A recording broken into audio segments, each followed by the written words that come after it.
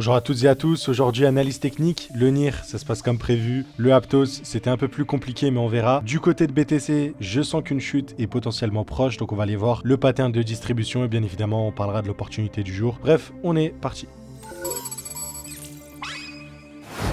Je voulais tout d'abord commencer avec notre ami BTC. Ce qu'on a ici, en fait, vous le voyez directement, c'est ce qu'on appelle en fait un pattern de distribution. On a créé des liquidités qu'on est venu chasser, ok, avec une jolie mèche pour ensuite casser. Pareil ici, on a créé une magnifique résistance qu'on a chassée et ensuite on a causé un COS. Le COS a eu lieu juste ici, comme vous pouvez le voir, avec la cassure de ce lot-là. Donc pour moi, la distribution est validée. Donc là, on a mesuré l'impulsion baissière, on est revenu parfaitement sur le niveau institutionnel des 0,786 et il semblerait qu'on soit prêt à repartir à la baisse. Donc là, on est toujours dans une zone où c'est pertinent de vendre entre guillemets pour aller chercher plus bas. Chercher quoi? La target minimum serait du coup une bonne respiration à ce niveau-là. Ce serait cette zone-là qu'on appelle du coup une TR, ok? Donc voilà, cette zone-là devrait être cherchée pour la distrib. Si jamais en fait on compte ça, en fait si on compte tout ça dans la distrib, c'est ce qu'on pourrait chercher. Par contre, là c'est pas très joli. Là pour le coup c'est plus significatif, hein, cette création de résistance que vous voyez ici. Donc en fait la TR pourrait potentiellement se retrouver juste ici. Après la liquidation, on pourrait repartir. Donc vous notez les deux, si jamais vous considérez celle-là ou celle-là, ça pourrait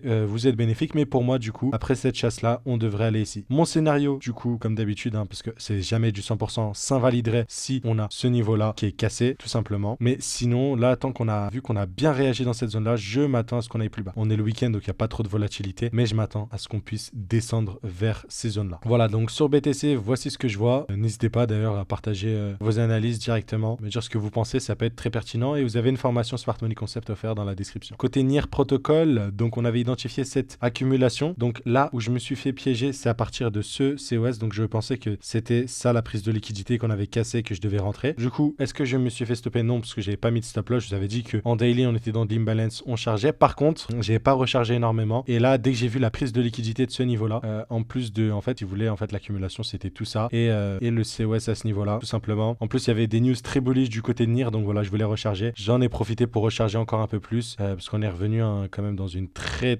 jolie imbalance. Hop, donc voilà, j'ai bien aimé. Liquidation d'un dernier lot pour repartir, donc c'était magnifique. Et là, derrière, le NIR a très bien performé. Donc au niveau du NIR, on est sur vraiment voilà, très bonne performance, 18% en très peu de temps. En fait, c'est le co-founder de NIR qui devrait parler à la conférence de Nvidia. Donc voilà, très intéressant. Et du coup, j'ai pas mal rechargé. Donc ça se passe toujours. Je suis en maxi long sur le NIR, hein, je vous l'ai dit de toute façon. Target 6 à 8 $, on est déjà dedans. On commence, mais là, on va viser beaucoup plus haut dans tous les cas. Et puis si jamais il n'y a pas de grosses annonces à l'événement, on pourra sell, mais voilà, pour moi, NIR top projet et je vais pas sell avant bien longtemps, à part si j'ai des grosses distributions. L'opportunité était côté Solana aussi, partagée à mes élèves d'eux-mêmes. Donc voilà, on avait pareil une distribution. Quand on regarde, on avait pas mal chuté, ok, et on n'a pas réellement chassé la tiers. Et en fait, on a créé des EQL, donc on a créé des equal low, tout simplement juste ici. Et du coup, ça c'est très intéressant parce que ce que vous voyez ici, c'est que on va venir chercher cette zone-là. En plus d'être une tiers et des equal low, on devrait la liquider. Vous avez vu, on a bien réagi sur le niveau de Fibonacci. Donc voilà, Solana, je m'attends à ce qu'on retrace et qu'on puisse revenir dans ces zones-là dès 142 $. Et après, je pense qu'après la liquidation de ça, c'est très haussier le Solana et ça devrait sûrement repartir. Côté Kaspa, on a bientôt notre setup qui va se valider. On est en train d'avoir notre accumulation juste ici en plus petite time frame, ok, donc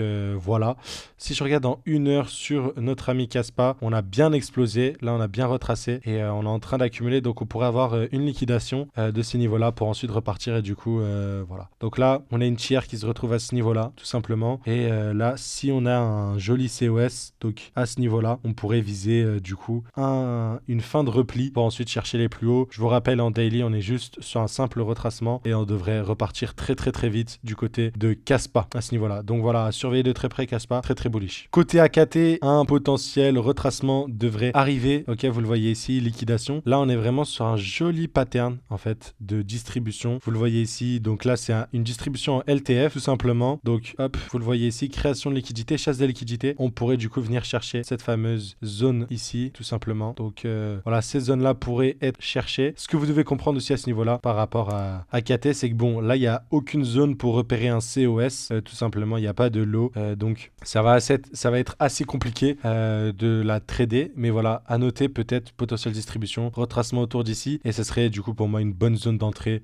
sur le AKT. En fait, ça nous ferait revenir dans ce bloc-là, dans cette G-main d'ici, et voilà, ce serait une excellente zone de recherche si jamais vous êtes très haussier sur le AKT, vous voulez continuer la hausse. Côté CELO, c'est toujours parfait, ça continue à la hausse, donc on aime beaucoup. Petit 20%, magnifique. Donc voilà, côté CELO, rien à signaler, on vise toujours le x2 autour des 2 $ le CELO, ça devrait pas tarder. Côté Tao, ça ressemble beaucoup à une distribution, ce qu'on a ici, une distribution qui est bientôt validée. Vous le voyez ici, création de liquidité, chasse de liquidité, ça repart. Donc voilà, pas mal de mèches, hein. C'est pas très liquide encore Tao, comme malgré que ce soit fortement capitalisé. Mais ce que vous devez voir ici, c'est que la tiers se retrouve à ce niveau-là. Et du coup, on devrait chasser la tiers pour ensuite repartir. Et c'est magnifique, ça nous ferait revenir dans une jolie G-main. Du coup, si on revient dans cette zone-là, Tao, ça peut être une grosse zone de recherche pour ensuite repartir, vu le momentum très haussier. Quand on regarde aussi en daily, ça nous ferait revenir dans des bonnes zones aussi, comme vous le voyez à ce niveau-là. Donc aussi dans une G-main, à chaque fois qu'on est revenu dans une G-main, on a bien rebondi. Donc à ne pas négliger, je pense. Donc voilà, côté Tao aussi, pertinent, je pense. Enfin, côté Manta, momentum aussi qui a repris, honnêtement, après la cassure de celui-là. Magnifique. Ok, je vous avais dit que j'avais rechargé à ce niveau-là. Donc c'est aussi pour farmer des airdrops, etc. Plus 30%. Après la grosse trendline qu'on avait liquidée, voilà, on a repris de la patate. Donc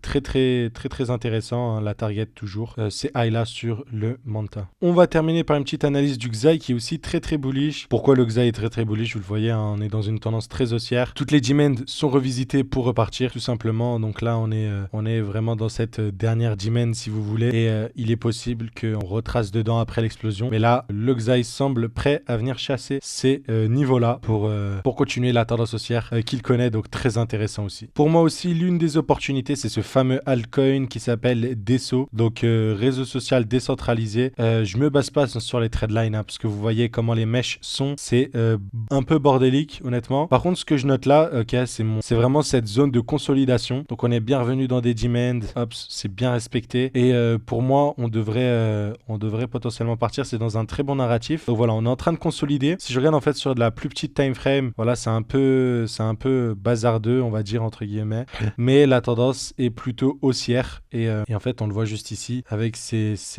lots là qui sont de plus en plus hauts, tout simplement. Hop, on le voit ici. Et honnêtement, la dernière fois qu'on a eu des grosses consolidations, c'était très haussier. Donc voilà, la charte elle est un peu dégueulasse, mais je voulais vous la partager. Pour moi, ça semble plutôt pertinent le DeSo pour potentiellement recharger. Centrifuge aussi, magnifique retracement. La tendance haussière devrait vraiment continuer sur cette crypto-monnaie. Sur Illuvium, l'analyse était parfaite, hein, au niveau du retracement, etc. On est revenu énormément plus haut. Encore une fois, là, c'est overextended. Va falloir attendre un retour dans une G-main ou une FVG importante ou un niveau de Fibo, comme ce qu'on avait fait en fait à ce niveau-là, où on était revenu parfaitement sur des très jolis niveaux de Fibonacci. Bref, j'ai fait un peu le tour de toutes les paires qu'on devait voir. J'espère que cette vidéo vous aura plu. N'oubliez pas, abonnez-vous. Je vous dis donc à très vite et ciao.